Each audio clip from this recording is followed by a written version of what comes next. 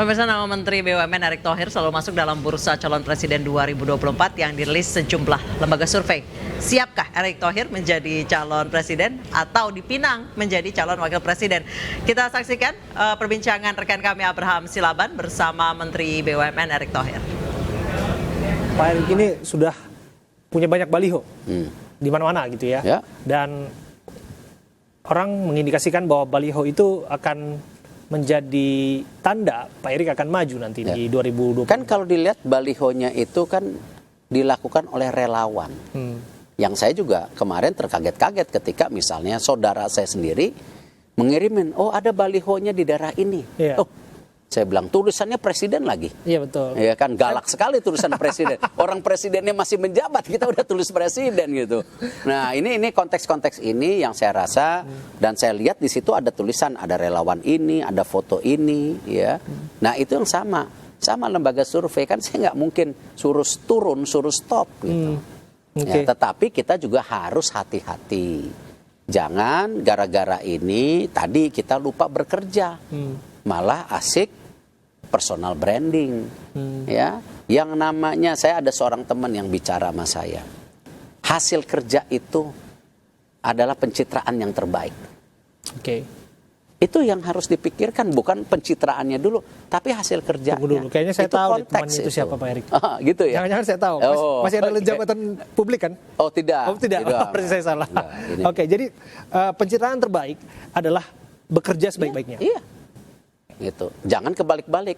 Kemudian pertanyaan berikutnya, apakah kemudian ada komunikasi? Kalau namanya disurvei terus parpol yang nggak ada kan percuma. Itu dia Pak Erick. Makanya itu yang mengantarkan saya ke pertanyaan, apakah kemudian artinya Pak Erick sudah membangun komunikasi dengan partai politik atau sebaliknya? Saya sangat menjaga hubungan baik dengan semua partai politik. Apalagi kan kita punya yang namanya kebersamaan di Komisi 6. Ya saya harus menjaga baik. Ya dari PKS inspirasinya yang seperti tadi disampaikan saya dengarkan, ya dari PDIP, dari Golkar yang ada di koalisi pemerintah juga harus menjadi yang saya dengarkan di Komisi 6 itu ya bagian daripada dinamika gitu. Dan kita alhamdulillah kerjasama kita dengan Komisi 6 luar biasa. Contoh bagaimana penyelamatan Garuda itu Komisi 6 bikin panja bersama-sama dan ini hasil yang bagus menurut saya. Ketika DPR dengan pemerintah bisa memberikan kesepakatan untuk solusi yang terbaik untuk bangsa Indonesia ataupun tentu posisi negara Indonesia gitu. Dan menariknya sebetulnya meskipun mereka ada di sana karena adalah pilihan konstituen dan mereka juga ada di sana karena kendaraan tadi. Jadi kendaraan politik ada partai politik dan mereka menjawab kepada ketua umum partai politik. Bicara soal ketua umum partai politik sekarang lagi dekat sama siapa, Erick? Ya, alhamdulillah semua dekat. Ya, karena memang sebelum saya masuk di pemerintahan, saya juga baik dengan semua karena kan backgroundnya saya dulu media. Betul. Ya kan sebelum pensiun. Saya pernah kerja juga di Bapak. Jadi dan saya di dunia olahraga. Ya kan ya sangat lentur lah gitu. Dan saya yakin ketua-ketua partai bisa melihat track record saya selama ini. Dukungan-dukungan tidak hanya diberikan oleh partai-partai yang saat ini ada di Senayan, tapi ada juga kelompok partai yang non-parlemen. Mereka juga punya kekuatan dan mereka juga patut diperhitungkan dengan berbagai survei. Ketua partainya teman semua juga, baik kok. Gitu. Artinya komunikasi itu tidak hanya berjalan kepada mereka yang punya suara di parlemen, tapi mereka juga yang non-parlemen. Lalu pemirsa, bagaimana peluang Erick Thohir sendiri dalam pemilu 2024? Kami akan bahas bersama Direktur Eksekutif Foxpol Center and Consulting, Pangi Syarwi Caniago, dan pengamat politik Universitas Al-Azhar Indonesia, Ujang Komarudin. Saya ke Mas Pangi yang ada di studio terlebih dahulu. Mas Pangi, sudah matangkah Erick Thohir Menteri BUMN untuk kemudian terjun ke politik dan berlaga di 2024? Ya tentu matang atau tidak tentu berdasarkan fakta politik yang beliau jalankan. Selama ini beliau pernah menjadi ketua relawan pemenangan Pak Jokowi.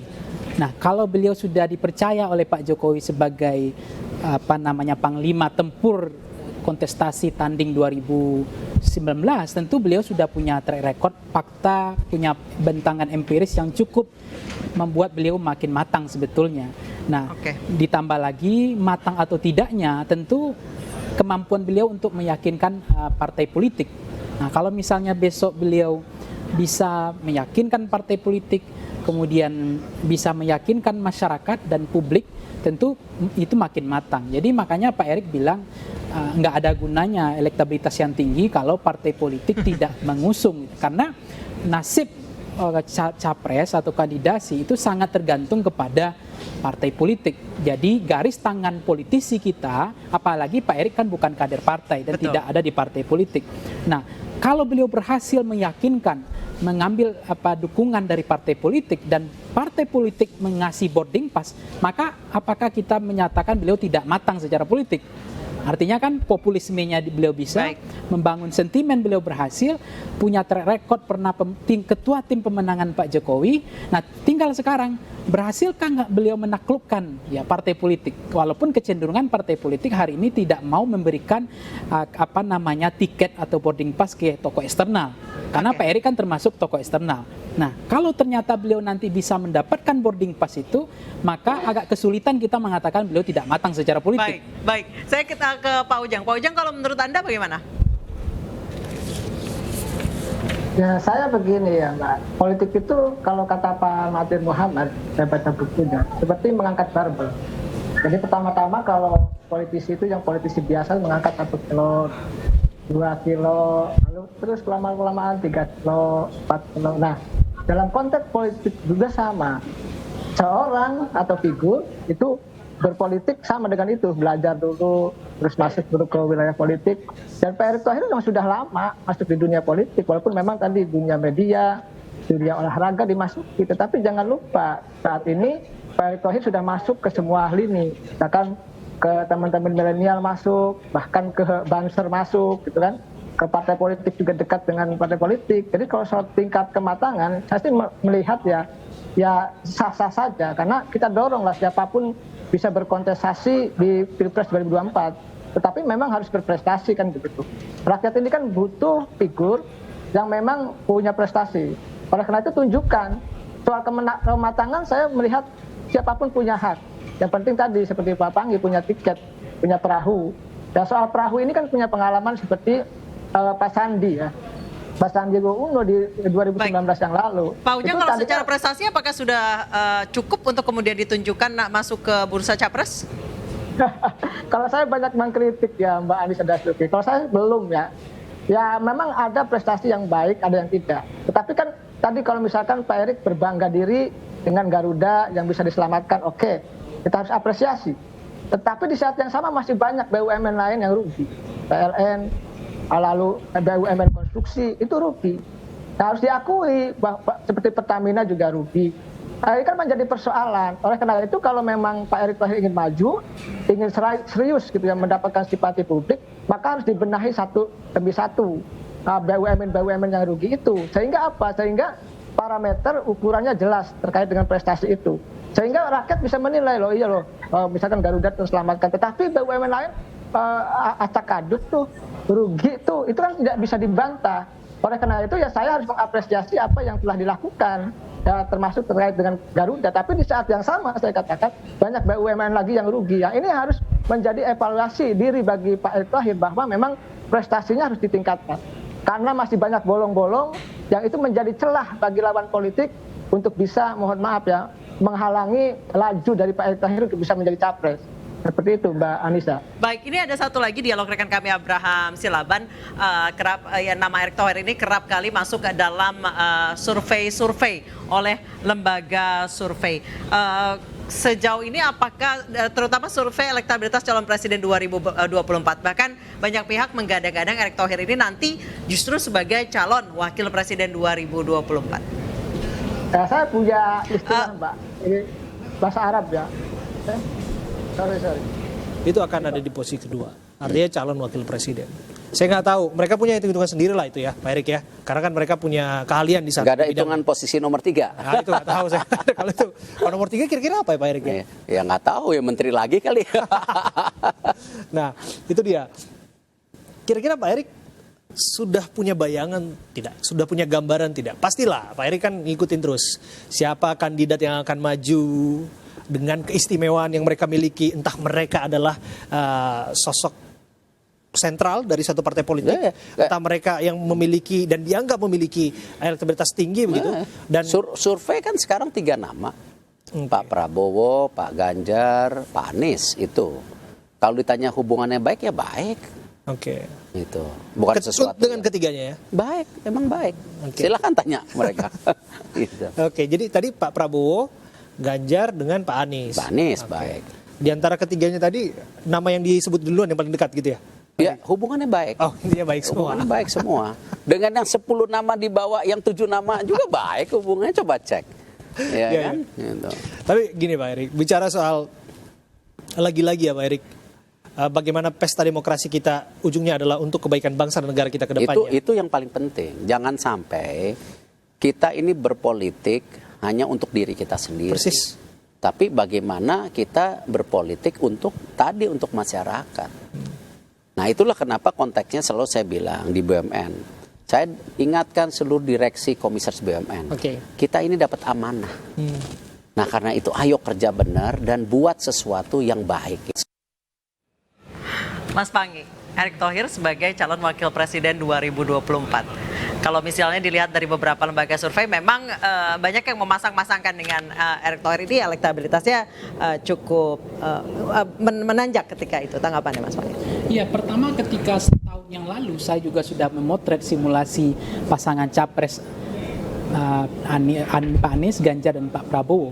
Itu memang potensi kansnya waktu itu ketika saya pasangkan simulasi itu Ganjar Erick sudah muncul. Itu setahun yang lalu. Nah, saya tidak tahu kemudian sosialisasi yang beliau lakukan hari ini itu sebetulnya kan bagian dari untuk memperkenalkan semua prestasi beliau capaian. Kalau beliau ingin tanding, berarti uji fisik keberhasilan beliau. Nah, ketika itu disosialisasikan kepada masyarakat, keberhasilan beliau misalnya di dalam menyelesaikan sistem korupsi ya, bagaimana menyelesaikan agar meminimalisir potensi korupsi di BUMN. Nah, kalau itu kemudian publik bisa memahami dan mengetahui itu sebuah keberhasilan prestasi, maka kan harus ada appropriate rating, kepuasan terhadap kementerian. Nah, survei kita yang terakhir itu yang kemarin bulan Juli memang termasuk Menteri BUMN termasuk kinerjanya lumayan agak lebih bagus.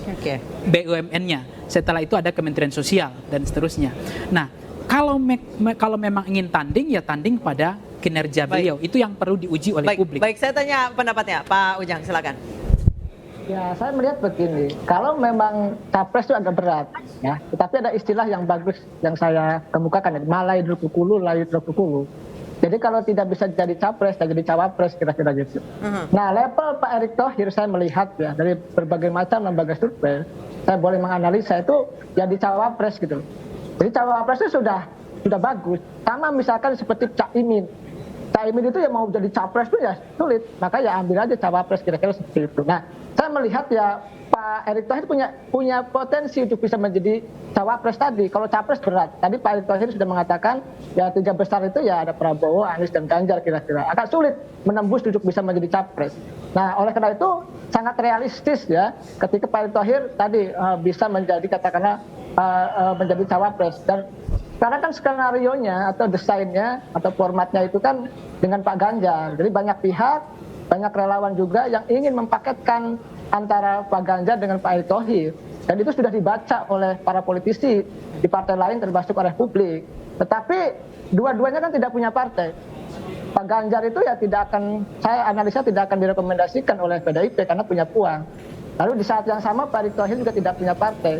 Apakah memang kedua pasangan ini misalkan kalau jadi berpasangan itu punya tiket di KIB, Koalisi Indonesia Bersatu, ada Golkar, PAN dan P3, apa bisa? Apakah mau KIB semuanya eksternal, diimpor semua? Nah, ini kan perlu diskusi, perlu dialog. Apakah memang nanti capresnya internal eksternal seperti apa? Tentu akan ada perkembangan dan dinamika politik yang berkembang hingga nanti, Mbak.